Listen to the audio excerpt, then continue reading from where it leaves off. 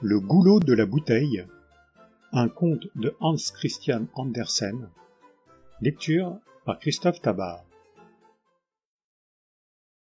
Dans une rue étroite et tortueuse, toute bâtie de maisons de piètre apparence, il y en avait une particulièrement misérable, bien qu'elle fût la plus haute. Elle était tellement vieille qu'elle semblait être sur le point de s'écrouler de toutes parts. Il n'y habitait que de pauvres gens, mais la chambre où l'indigence était le plus visible, c'était une mansarde à une seule petite fenêtre, devant laquelle pendait une vieille et mauvaise cage, qui n'avait même pas un vrai godet. En place se trouvait un goulot de bouteilles renversées, et fermé par un bouchon, pour retenir l'eau que venait boire un gentil canari. Sans avoir l'air de s'occuper de sa misérable installation, le petit oiseau sautait gaiement de bâton en bâton et fredonnait les airs les plus joyeux. « Oui, tu peux chanter, toi, » dit le goulot. C'est-à-dire, il ne le dit pas tout haut, vu qu'il ne savait pas plus parler que tout autre goulot, mais il le pensait tout bas, comme quand nous autres humains, nous nous parlons à nous-mêmes. « Rien ne t'empêche de chanter, reprit-il. Tu as conservé tes membres entiers. Mais je voudrais voir ce que tu ferais si, comme moi, tu avais perdu tout ton arrière-train, si tu n'avais plus que le cou et la bouche, et celle-là encore fermée d'un bouchon. Tu ne chanterais certes pas. Mais va toujours. Ce n'est pas un mal qu'il y ait au moins un être un peu gai dans cette maison. Moi, je n'ai aucune raison de chanter, et je ne le pourrais pas du reste. Autrefois, quand j'étais une bouteille entière, il m'arrivait de chanter aussi quand on me frottait adroitement avec un bouchon. Et puis les gens chantaient en mon honneur, ils me fêtaient. Dieu sait combien on me dit d'agréables choses, lorsque je fus de la partie de campagne où la fille du fourreur fut fiancée. Il me semble que ce n'est que d'hier, et cependant, que d'aventures j'ai éprouvées depuis lors. Quelle vie accidentée que la mienne. J'ai été dans le feu, dans l'eau, dans la terre, et plus dans les airs que la plupart des créatures de ce monde. Voyons, que je récapitule une fois pour toutes les circonstances de ma curieuse histoire. Et il pensa au four en flammes où la bouteille avait pris naissance, à la façon dont on l'avait, en soufflant, formée d'une masse liquide et bouillante. Elle était encore toute chaude, lorsqu'elle regarda dans le feu ardent d'où elle sortait. Elle eut le désir de rouler et de s'y replonger, mais à mesure qu'elle se refroidit, elle éprouva du plaisir à figurer dans le monde comme un être particulier et distinct, à ne plus être perdu et confondu dans une masse. On l'aligna dans les rangs de tout un régiment d'autres bouteilles, ses sœurs, tirées toutes du même four. Elles étaient de grandeur et de formes les plus diverses, les unes bouteilles à champagne, les autres simples bouteilles de bière. Elles étaient séparées les unes des autres selon leur destination. Plus tard, dans le cours de la vie, il peut fort bien se faire qu'une bouteille fabriquée pour recevoir de la vulgaire piquette soit remplie du plus précieux Lacryma Christi, tandis qu'une bouteille à champagne en arrive à ne contenir que du cirage. Mais cela n'empêche pas qu'on reconnaisse toujours sa noble origine. On expédia les bouteilles dans toutes les directions. Soigneusement entourées de foin, elles furent placées dans des caisses. Le transport se fit avec beaucoup de précaution. Notre bouteille y vit la marque d'un grand respect pour elle. Et, certes, elle ne s'imaginait pas qu'elle finirait, après avoir été traitée avec tant de déférence, par servir d'abreuvoir au serin d'une pauvresse. La caisse où elle se trouvait fut descendue dans la cave d'un marchand de vin. On la déballa, et pour la première fois elle fut rincée. Ce fut pour elle une sensation singulière. On la rangea de côté, vide et sans bouchon. Elle n'était pas à son aise. Il lui manquait quelque chose. Elle ne savait pas quoi. Enfin, elle fut remplie d'excellent vin, d'un cru célèbre. Elle reçut un bouchon qui fut recouvert de cire et une étiquette avec ces mots « Première qualité ». Elle était aussi fière qu'un collégien qui a remporté le prix d'honneur. Le vin était bon, et la bouteille aussi était d'un verre solide et sans soufflure. On la monta à la boutique. Quand on est jeune, on est porté au lyrisme. En effet, elle sentait fermenter en elle toutes sortes d'idées de choses qu'elle ne connaissait pas. des réminiscences des montagnes ensoleillées où pousse la vigne, des refrains joyeux. Tout cela résonnait en elle confusément. Un beau jour on vint l'acheter. Ce fut l'apprenti d'un fourreur qui l'emporta. On la mit dans un panier à provisions, avec un jambon, des saucissons, un fromage, du beurre le plus fin, du pain blanc et savoureux. Ce fut la fille même du fourreur qui emballa tout cela. C'était la plus jolie fille de la ville. Toute la société monta en voiture pour se rendre dans le bois. La jeune fille prit le panier sur ses genoux. Entre les plis de la serviette blanche qui le recouvrait, sortait le goulot de la bouteille. Il montrait fièrement son cachet rouge. Il regardait le visage de la jeune fille, qui jetait à la dérobée des yeux sur son voisin, un camarade d'enfance, le fils du peintre de portraits.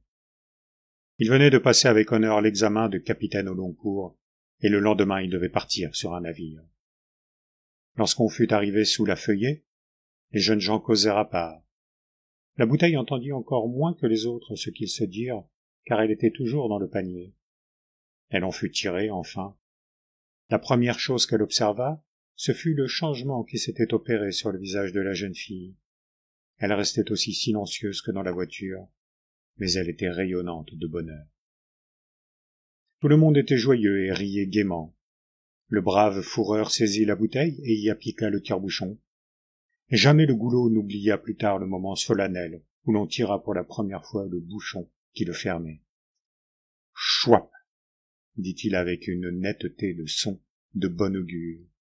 Et puis quel doux glou-glou il fit retentir lorsqu'on versa le vin dans les verres. « Vive les fiancés !» s'écria le fourreur. Et tous vidèrent leurs verres, et le jeune marin embrassa sa fiancée. « Que Dieu vous bénisse et vous donne le bonheur !» reprit le papa. Le jeune homme en remplit de nouveau les verres. « Buvons à mon heureux retour, dit-il. D'aujourd'hui en 1 an, nous célébrerons la noce. » Et lorsqu'on eut vidé les verres, il prit la bouteille et s'écria « Tu as servi à fêter le jour le plus heureux de ma vie. Après cela, tu ne dois plus remplir d'emploi en ce monde. Tu ne retrouverais plus un aussi beau rôle. » Et il lança avec force la bouteille en l'air. La bouteille tomba sans se casser au milieu d'une épaisse touffe de joncs sur le bord d'un petit étang. Elle eut le temps d'y réfléchir à l'ingratitude du monde. « Moi, je leur ai donné de l'excellent vin, se disait-elle, et en retour, ils m'ont rempli d'eau bourbeuse. » Elle ne voyait plus la joyeuse société, mais elle les entendit chanter encore et se réjouir pendant bien des heures. Quand ils furent partis, survinrent 2 petits paysans. En furetant dans les joncs, ils aperçurent la bouteille et l'emportèrent chez eux. Ils avaient vu la veille leur frère aîné, un matelot, qui devait s'embarquer le lendemain pour un long voyage, et qui était venu dire adieu à sa famille. La mère était justement occupée à faire pour lui un paquet où elle fourrait tout ce qu'elle pensait pouvoir lui être utile pendant la traversée. Le père devait le porter le soir en ville. Une fiole contenant de l'eau de vie épurée était déjà enveloppée, lorsque les garçons rentrèrent avec la belle grande bouteille qu'ils avaient trouvée. La mère retira la fiole et mit en place la bouteille qu'elle remplit de sa bonne eau de vie. « Comme cela, il en aura plus, dit-elle. C'est assez d'une bouteille pour ne pas avoir une seule fois mal à l'estomac pendant tout le voyage. » Voilà donc la bouteille relancée en plein dans le tourbillon du monde. Le matelot, Pierre Jensen, la reçut avec plaisir et l'emporta à bord de son bâtiment, le même, justement, que commandait le jeune capitaine dont il vient d'être parlé. Elle n'avait pas trop déchu, car le breuvage qu'elle contenait paraissait aux matelots aussi exquis qu'aurait pu l'être pour eux le vin qui s'y trouvait auparavant. « Voilà la meilleure des pharmacies, disait-il, chaque fois que Pierre Jensen la tirait pour en verser une goutte au camarade qui avait mal à l'estomac. Aussi longtemps qu'elle renferma une goutte de la précieuse liqueur, on la tint en grand honneur. Mais un jour, elle se trouva vide, absolument vide. On la fourra dans un coin, où elle resta sans que personne prît garde à elle. Voilà qu'un jour s'élève une tempête. D'énormes et lourdes vagues soulèvent le bâtiment avec violence. Le grand mât se brise, une voie d'eau se déclare, les pompes restent impuissantes. Il faisait nuit noire. Le navire sombra. Mais au dernier moment, le jeune capitaine écrivit à la lueur des éclairs sur un bout de papier. « Au nom du Christ, nous périssons !» Il ajouta le nom du navire, le sien, celui de sa fiancée. Puis il glissa le papier dans la première bouteille vide venue, la reboucha ferme et la lança au milieu des flots en fureur. Elle qui lui avait naguère versé la joie et le bonheur, elle contenait maintenant cet affreux message de mort. Le navire disparut, tout l'équipage disparut. La bouteille rebondissait de vague en vague, légère et alerte, comme il convient à une messagère qui porte un dernier billet doux. Dans ses pérégrinations, elle eut le bonheur de n'être ni poussée contre des rochers, ni avalée par un requin.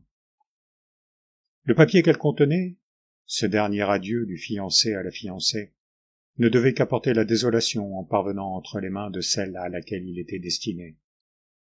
Après tout, le chagrin et le désespoir qu'il devait provoquer eussent encore mieux valu que les angoisses de l'incertitude qui accablaient la jeune fille. Où était-elle? Dans quelle direction voguer pour atteindre son pays? La bouteille n'en savait rien.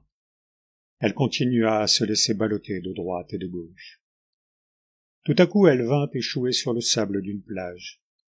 On la recueillit.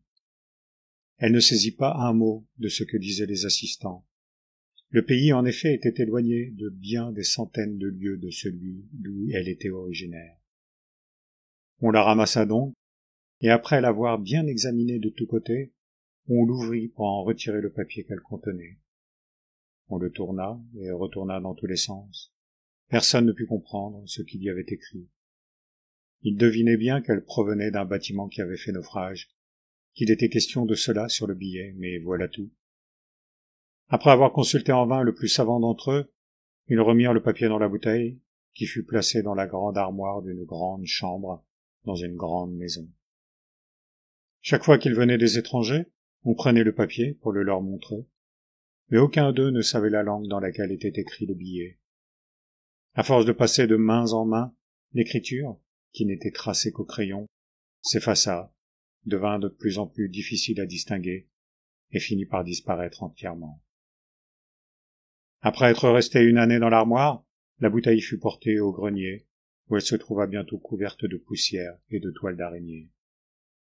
Elle se souvenait avec amertume des beaux jours où elle versait le divin jus de la treille, là-bas, sous les frais ombrages des bois, puis du temps où elle se balançait sur les flots, portant un tragique secret, un dernier soupir d'adieu. Elle resta 20 années entières à se morfondre dans la solitude du grenier. Elle aurait pu y demeurer un siècle, si l'on avait démoli la maison pour la reconstruire. Quand on enleva la toiture, on l'aperçut, et l'on parut se rappeler qui elle était. Mais elle continua de ne comprendre absolument rien de ce qui se disait. Si j'étais cependant resté en bas, pensait-elle, j'aurais fini par apprendre la langue du pays. Là-haut, toute seule avec les rats et les souris, il était impossible de m'instruire. On la lava et la rinça, ce n'était pas de trop. Enfin, elle se sentit de nouveau toute propre et transparente. Son ancienne gaieté lui revint. Quant au papier, qu'elle avait jusqu'alors gardé fidèlement, il périt dans la lessive. On la remplit de semences de plantes du sud qu'on expédia au nord.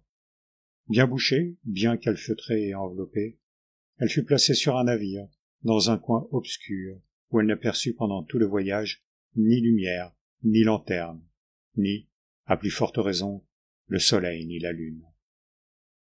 De cette façon, se dit-elle, quel fruit retirerai-je de mon voyage? Mais ce n'était pas le point essentiel. Il fallait arriver à destination, et c'est ce qui eut lieu. On la déballa. Dieu, quelle peine ils se sont donnés, entendit-elle dire autour d'elle, pour emmitoufler cette bouteille. Et pourtant, elle sera certainement cassée. Pas du tout. Elle était encore entière. Et puis elle comprenait chaque mot qui se disait. C'était de nouveau la langue qu'on avait parlée devant elle au four, chez le marchand de vin, dans le bois, sur le premier navire, la seule bonne vieille langue qu'elle connût. Elle était donc de retour dans sa patrie. De joie, elle faillit glisser des mains de celui qui la tenait. Dans son émoi, elle s'aperçut à peine qu'on lui enlevait son bouchon et qu'on la vidait. Tout à coup, lorsqu'elle reprit son sang-froid, elle se trouva au fond d'une cave. On l'y oublia pendant des années. Enfin le propriétaire déménagea, emportant toutes ses bouteilles, la nôtre aussi. Il avait fait fortune et alla habiter un palais. Un jour il donna une grande fête. Dans les arbres du parc on suspendit, le soir, des lanternes de papier de couleur qui faisaient l'effet de tulipes enflammées. Plus loin brillaient des guirlandes de lampions. La soirée était superbe, les étoiles scintillaient, il y avait nouvelle lune. Elle n'apparaissait que comme une boule grise à filets d'or, et encore fallait-il de bons yeux pour la distinguer. Dans les endroits écartés on avait mis, les lampions venant à manquer, des bouteilles avec des chandelles. La bouteille que nous connaissons fut de ce nombre. Elle était dans le ravissement. Elle revoyait enfin la verdure. Elle entendait des chants joyeux, de la musique, des bruits de fête. Elle ne se trouvait, il est vrai, que dans un coin. Mais n'y était-elle pas mieux qu'au milieu du tohu-bohu de la foule? Elle y pouvait mieux savourer son bonheur. Et en effet, elle en était si pénétrée qu'elle oublia les 20 ans où elle avait langui dans le grenier et tous ses autres déboires. Elle vit passer près d'elle un jeune couple de fiancés. Ils ne regardaient pas la fête. C'est à cela qu'on les reconnaissait. Ils rappelèrent à la bouteille le jeune capitaine et la jolie fille du fourreur et toute la scène du bois. Le parc avait été ouvert à tout le monde. Les curieux s'y pressaient pour admirer les splendeurs de la fête. Parmi eux marchait toute seule une vieille fille. Elle rencontra les deux fiancés. Cela la fit souvenir d'autres fiançailles. Elle se rappela la même scène du bois à laquelle la bouteille venait de penser. Elle y avait figuré. C'était la fille du fourreur. Cette heure-là avait été la plus heureuse de sa vie. C'est un de ces moments qu'on n'oublie jamais. Elle passa à côté de la bouteille, sans la reconnaître, bien qu'elle n'eût pas changé. La bouteille non plus ne reconnut pas la fille du fourreur, et cela parce qu'il ne restait plus rien de sa beauté si renommée jadis. Il en est souvent ainsi dans la vie. On passe à côté l'un de l'autre sans le savoir. Et cependant, elles devaient encore une fois se rencontrer. Vers la fin de la fête, la bouteille fut enlevée par un gamin qui la vendit 1 shilling, avec lequel il s'acheta un gâteau. Elle passa chez un marchand de vin, qui la remplit d'un bon cru.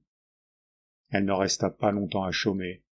Elle fut vendue à un aéronaute qui le dimanche suivant devait monter en ballon. Le jour arriva. Une grande foule se réunit pour voir le spectacle, encore très nouveau alors. Il y avait de la musique militaire, les autorités étaient sur une estrade. La bouteille voyait tout, par les interstices d'un panier où elle se trouvait à côté d'un lapin vivant, qui était tout ahuri, sachant qu'on allait, tout à l'heure, comme déjà une première fois, le laisser descendre dans un parachute, pour l'amusement des badauds. Mais elle ignorait ce qui allait se passer, et regardait curieusement le ballon se gonfler de plus en plus, puis se démener avec violence, jusqu'à ce que les câbles qui le retenaient fussent coupés. Alors d'un bond furieux il s'élança dans les airs, emportant l'aéronaute, le panier, le lapin et la bouteille. Une bruyante fanfare retentit et la foule cria « Hurrah !» Voilà une singulière façon de voyager, se dit la bouteille. Elle a cet avantage qu'on n'a pas au milieu de l'atmosphère à craindre de choc. Des milliers de gens tendaient le cou pour suivre le ballon des yeux. La vieille fille, entre autres. Elle était à la fenêtre de sa mansarde, où pendait la cage d'un petit serin qui n'avait pas alors encore de godet et devait se contenter d'une soucoupe ébréchée. En se penchant en avant pour regarder le ballon, elle posa un peu de côté, pour ne pas le renverser, un pot de myrte qui faisait l'unique ornement de sa fenêtre et de toute la chambrette. Elle vit tout le spectacle. L'aéronaute qui plaça le pauvre lapin dans le parachute et le laissa descendre, puis se mit à verser des rasades pour les boire à la santé des spectateurs, et enfin lança la bouteille en l'air, sans réfléchir qu'elle pourrait bien tomber sur la tête du plus honnête homme. La bouteille non plus n'eut pas le temps de réfléchir comme elle l'aurait voulu, sur l'honneur qui lui était échu de dominer de si haut la ville, ses clochers et la foule assemblée. Elle se mit à dégringoler, faisant des cabrioles. Cette course folle, en pleine liberté, lui semblait le comble du bonheur. Qu'elle était fière de voir longues vues et télescopes braqués sur elle. Patatras! La voilà qui tombe sur un toit et se brise en deux. Puis les morceaux roulèrent en bas et tombèrent avec fracas sur le pavé de la cour, où ils se rompirent en 1000 menus débris, sauf le goulot qui resta entier, coupé en rond aussi nettement que si l'on avait employé le diamant pour le détacher. Les gens du sous-sol, accourus à ce bruit, le ramassèrent. « Cela ferait un superbe godet pour un oiseau, dirent-ils. » Mais, comme ils n'avaient ni cage, ni même un moineau, ils ne pensèrent pas devoir, parce qu'ils avaient le godet, acheter un oiseau. Ils songèrent à la vieille fille qui habitait sous le toit. Peut-être pourrait-elle faire usage du goulot. Elle le reçut avec reconnaissance, y mit un bouchon, et le goulot renversé et rempli d'eau fut attaché dans la cage. Le petit serin, qui pouvait maintenant boire plus à son aise, fit entendre les cris les plus joyeux. Le goulot fut très content de cet accueil, qui lui était du reste bien dû, pensait-il. Car enfin, il avait eu des aventures fameuses, il avait été bien au-dessus des nuages. Aussi, lorsqu'un peu plus tard, la vieille fille reçut la visite d'une ancienne amie, fut-il bien étonné qu'on ne parlât pas de lui, mais du myrte qui était devant la fenêtre. « Non, vois-tu, disait la vieille fille, je ne veux pas que tu dépenses un écu pour la couronne de mariage de ta fille. C'est moi qui t'en donnerai une magnifique. Regarde comme mon myrte est beau et bien fleuri. Il provient d'une bouture de celui que tu m'as donné le lendemain de mes fiançailles, et qui devait 1 an après me fournir une couronne pour mon mariage. Mais ce jour n'est jamais arrivé. Les yeux qui devaient être mon phare dans la vie se sont fermés sans que je les ai revus. Ils reposent au fond de la mer, le cher compagnon de ma jeunesse. Le myrte devint vieux, moi je devins vieille, et lorsqu'il se dessécha, je pris la dernière branche verte et la mis dans la terre. Elle prospéra et poussa à merveille. Enfin, ton myrte aura servi à couronner une fiancée. Ce sera ta fille. La pauvre vieille avait les larmes dans les yeux en évoquant ses souvenirs. Elle parla du jeune capitaine, des joyeuses fiançailles dans le bois. Bien des pensées surgirent dans son esprit, mais pas celle-ci. C'est qu'elle avait là, devant sa fenêtre, un témoin de son bonheur de jadis. Le goulot, qui fit retentir un chouap, si sonore lorsqu'on le déboucha dans le bois pour boire en l'honneur des fiancés. Le goulot, de son côté, ne la reconnut pas. Il n'avait plus écouté ce qu'on disait, depuis qu'il avait remarqué qu'on ne s'extasiait pas sur ses étonnantes aventures et sa récente chute du haut du ciel.